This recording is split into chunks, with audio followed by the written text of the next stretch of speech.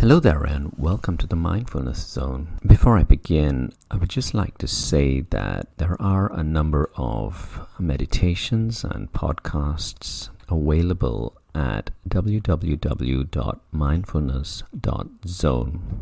Today we're going to look for ways in which we can make our practice that little bit easier so that it doesn't feel as though we were forcing ourselves to sit and practice mindfulness or meditation. Much of what I'm going to be saying in today's reflections and meditation would ideally be listened to a few hours before going to bed. It's essentially a meditation that will help you in the evenings set up yourself for a night of more comfortable rest and turn your tomorrow into a day that's just that little bit more peaceful, more comfortable, more conducive to a meditation practice where you will experience greater happiness, more peace, and hopefully a lot more fun. Many people say that they can't meditate because the moment they sit still, thoughts enter into their minds from the past or the future, disturbing their practice. Many of us quite naturally have an expectation that when we sit down for a practice such as this, the mind would automatically become still or silent, and we would almost immediately gain some form of relief from the happenings and the chatter and the movements of the mind. But in actual fact, because of how active our daily lives are, because of the way in which we have come to occupy our minds, often through distractions, where we keep the mind busy with books and stories, games, news channels, entertainment channels, and so much more. It's quite important that we remind ourselves not to expect the mind to stop immediately as we begin our practice. Just like moving cars and moving vehicles, the mind is subject to the law of physics. There is something called the momentum of the mind. And just like a fast car, it takes a little bit of time to slow down. Attempting to stop the vehicle by slamming on its brakes while it's moving at an incredibly fast speed can be quite detrimental to both the vehicle and its occupants. We all know how the greater the momentum of the vehicle, the more gradually the brakes need to be applied, the longer time it may take to slow down. And so in today's practice, in today's reflections, we're going to start talking about how we can slow this momentum down.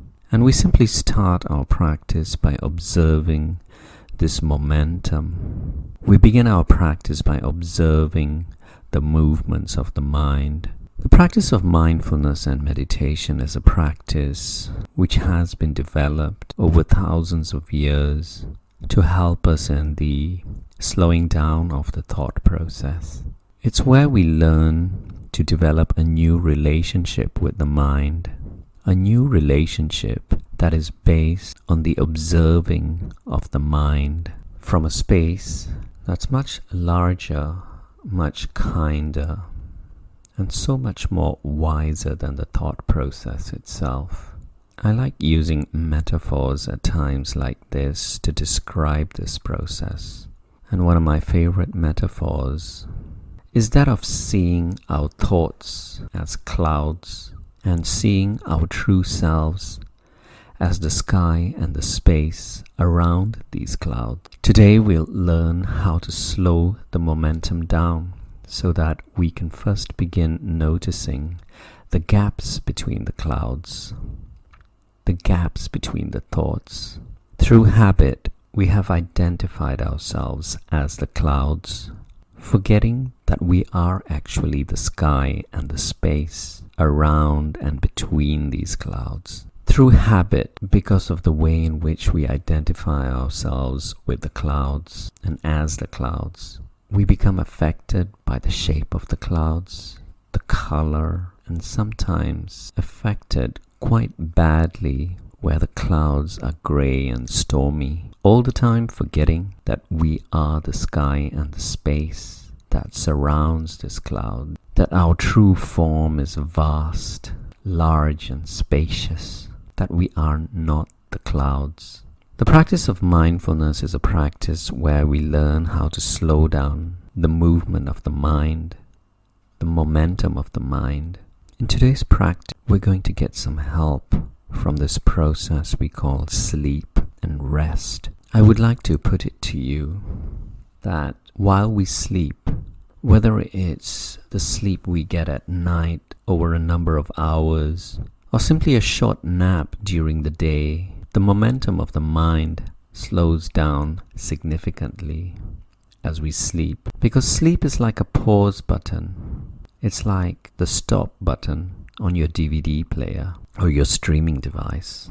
It more often than not gives us a sense of relief from the thinking process, which is almost constant during our waking state. And so how we go to sleep has a big role to play in how much of the mind's momentum we will carry on with us as we wake up into the new day following our sleep or our rest. I would like you to begin this process of observing the mind from this point by stepping outside of your mind and your thoughts. And how do you do this? By simply observing your thoughts and realizing how easy it is to recognize them. How the thoughts are almost always either in the past, either in the future, or if present in this moment, then more often than not comparing the present moment to some event or condition in the past or the future that you would prefer the present to be like. And so the first process is simply recognizing the thoughts, recognizing the fact that you are thinking, and then stepping outside of the thoughts, stepping out by finding something that we can anchor ourselves to that is not in the past and not in the future.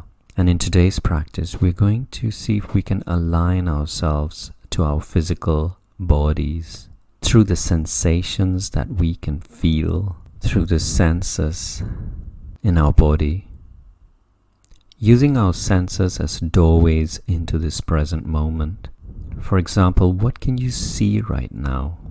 The sense of sight is one of your doorways into this moment and out of the constant chatter of the mind. This recording may be coming to you from a tablet, a laptop, a computer of some sort. And so perhaps your eyes may notice this device, or it may see the window, it may see the greenery outside or buildings or whatever it is you have. Or perhaps it may see fabric, furniture, whatever it is you can see. Notice detailing that you may have otherwise missed, like the texture of the material, the texture of the surface, its smoothness or its roughness, its colors, its different shades and dimensions, shadows. Try as best as you can to simply observe without judgment, just seeing, just looking. Science has told us that almost everything that we can see in the world of matter consists of atoms and molecules, vibrating atoms and molecules that are neither good nor bad, objects that we can see because of the light that bounces off their surfaces. The light that bounces off their surfaces and into our eyes, giving them the appearance of solidity. And now comes the fascinating part about the meaning that we give to these objects. Everything that comes in through the eyes gets filtered through this thing that we call the mind. And it is after this filtering that meaning arises. Definitions such as good, bad. Judgments such as whether or not it is beautiful or ugly, and whether or not we like or dislike it. And now for the practice, and how we can begin this process of slowing down the thought process, of slowing down the momentum of the mind. And it begins this evening, some hours before your bedtime.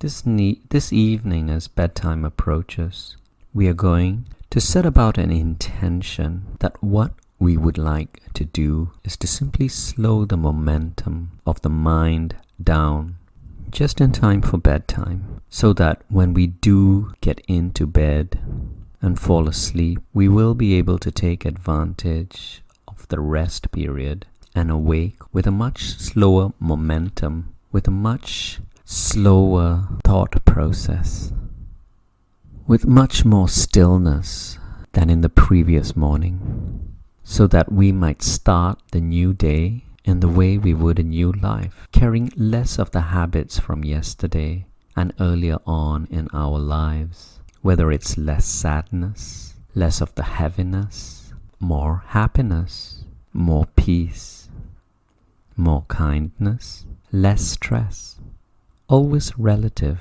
and never in absolute terms, which means we're never going to go for that unattainable objective of I'm going to feel absolutely happy, I'm going to feel absolutely peaceful.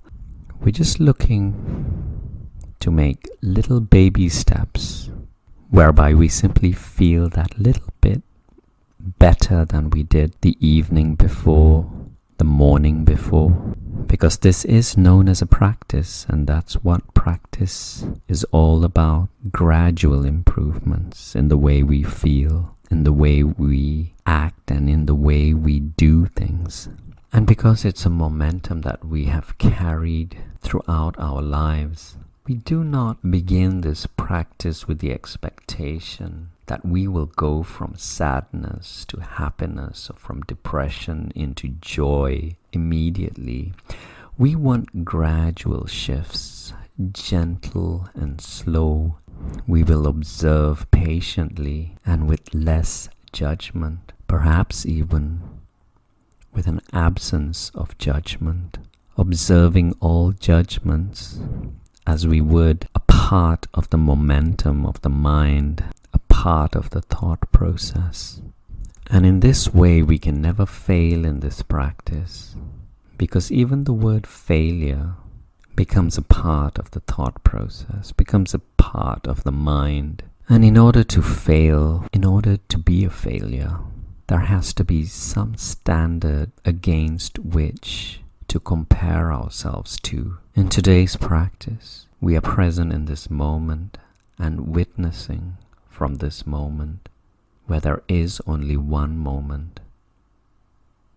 This present moment that we call the now, where comparisons and standards no longer exist. Most of what we do this evening, we will turn into tools in our practice. We will become present as we wash before going to bed, as we brush our teeth. And in this presence, we will begin to notice things that we may have missed before, the way we miss things when we live in our minds. In our daily lives, we often miss so much that is in front of us, simply because we live in our minds. What we find in front of us, we often slot into filing cabinets of memories that we store within our mind. In the absence of presence and without present moment awareness, what we see gets put straight into these memories. That's often why we feel that we need change. We need new things, new places, new holidays, and sometimes even new people in our lives.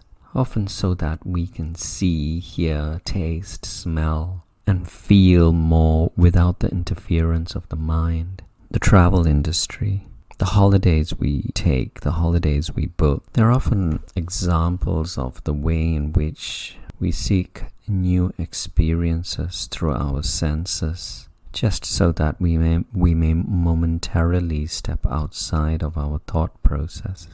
As we see new things, as we see new places, as we taste new foods, as we experience new smells of spices and things we would not otherwise find in our familiar surroundings. Surroundings that are familiar only because of the way in which we have come to live largely in our heads, in our minds. And so many of us have stopped noticing our familiar surroundings. As we live deeper and deeper within our minds, we've begun to find our surroundings boring. And this is very often a sign that we are living more in our heads, in the past and the future, than in our present moment. And so we once again remind ourselves that in today's practice, we are going to attempt to step outside of the mind. And so as you stand before your mirror in the bathroom, as you begin the process of washing up, brushing your teeth, preparing yourself for bed, noticing. If you need help being present, you may still use the mind by choosing the thoughts that you use to filter your experience at that particular moment. Perhaps beginning by reminding yourself simply that even kings, queens, and emperors some couple of 100 years ago would not have had access to the clean running water that you have access to at this particular moment through devices such as the sink, the tap that you see before you. Noticing the finishing of the tap, touching it, feeling it through the tips of your fingers as your skin brushes against it. Noticing the temperature of the material that your hand rests upon. And once the water begins to flow out of the tap, the temperature of the water, whether it's warm or cold, noticing once again how these definitions, these labels, these judgments arise as these sensations get filtered through the mind, through the thought process. Returning to your visual experience, noticing the surface and its ability to reflect, or its inability to reflect light. What the flowing water looks like.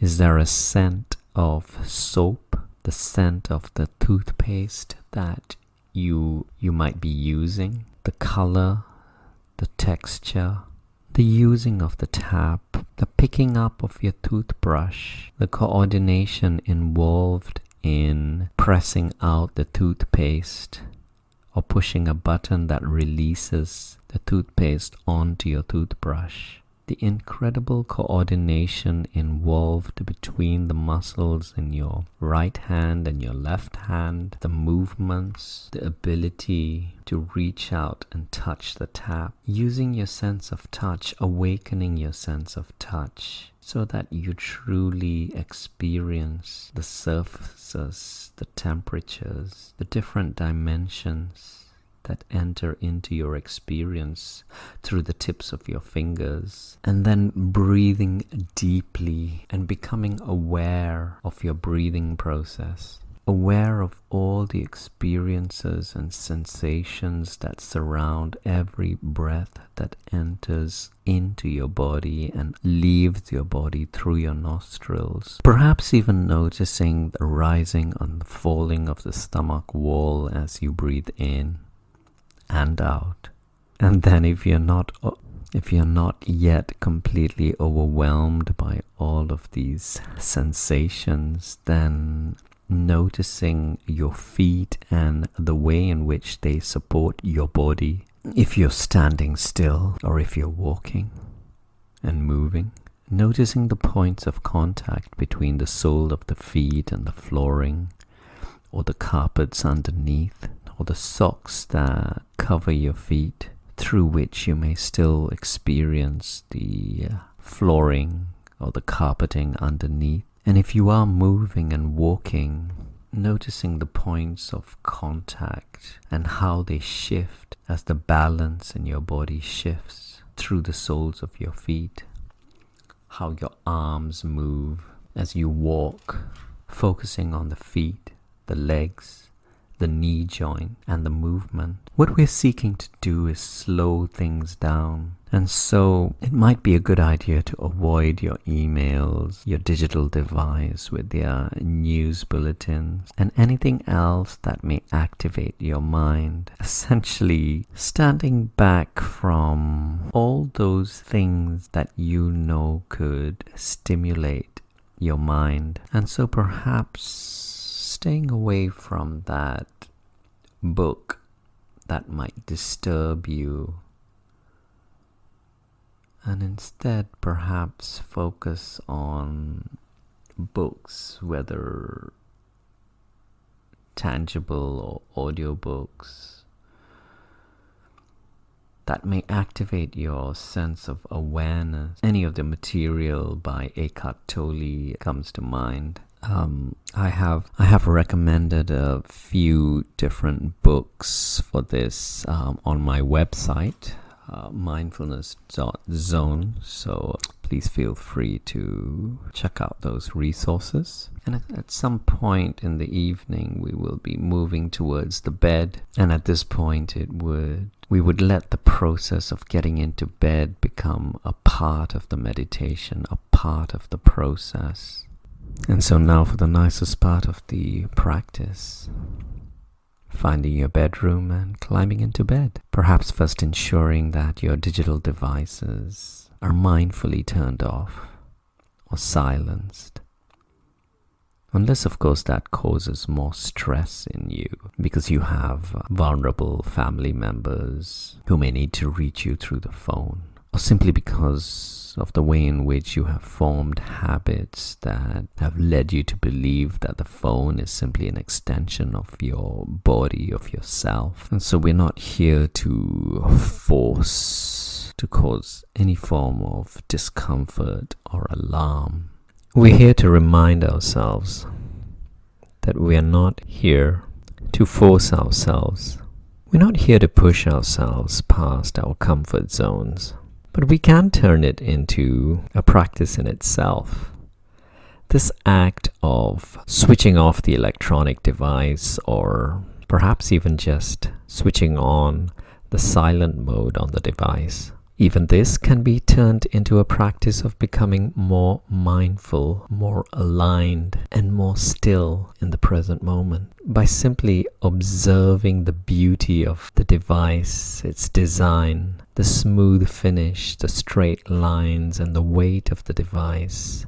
And then there's what you get from your sense of touch, the temperature of the device, and anything else that is unrelated to the information contained within the device or its functioning. In terms of your actual sleeping space, I really don't know what your circumstances are and whether or not you sleep on a bed, a sofa, a sleeping bag, or some other improvised space or surface. Wherever it is that you use as a sleeping space, try breathing in deeply before getting into that space.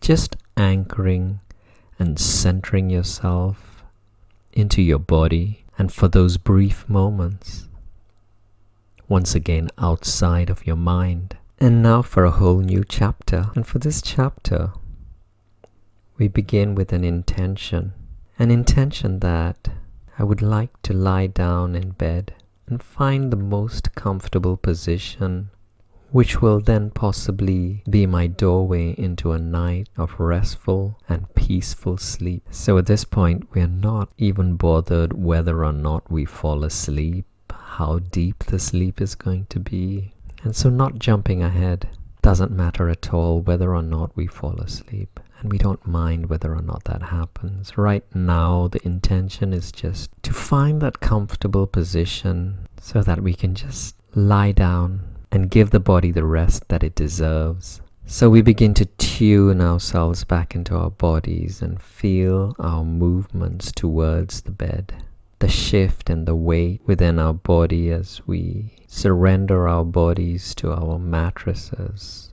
Slowly feeling the effort, the strength and the energy draining out of our bodies as we begin to notice the body making contact with the surface, the mattress, the cushion, or whatever it is that you are about to rest on. Noticing those points of contact between your body and that surface which is beginning to support your body. As you begin to lie down, feel the surface underneath your body, cushioning your body, and if you like, you could even begin to imagine your body sinking into the bed as your muscles and bone begin to feel the influence of gravity upon them. Completely surrendering, letting go and releasing the body to the powers of gravity, allowing gravity to take over complete control of your body, the cells, the muscle, the tissue, the bone. And as you feel your body sinking into the mattress, as you feel your body being supported by the mattress, once again, bringing your attention back to your breathing and all the sensations that surround every breath that flows in and out.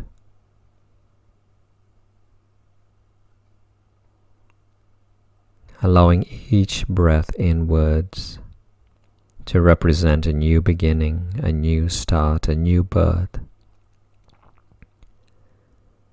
And allowing every breath out to represent a complete letting go and a complete releasing of all that that particular day brought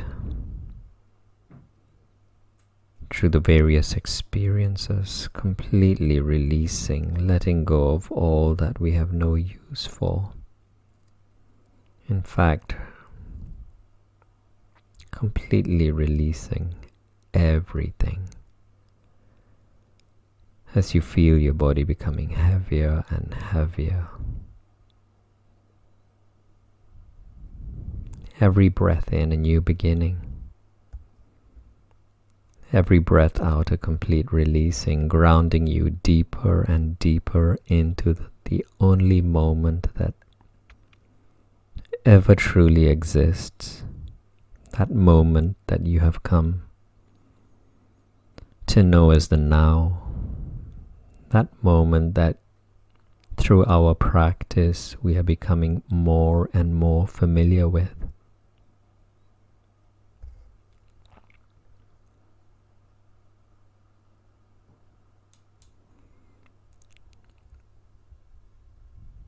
I wish you a good night. And much rest. Thank you so much for joining me.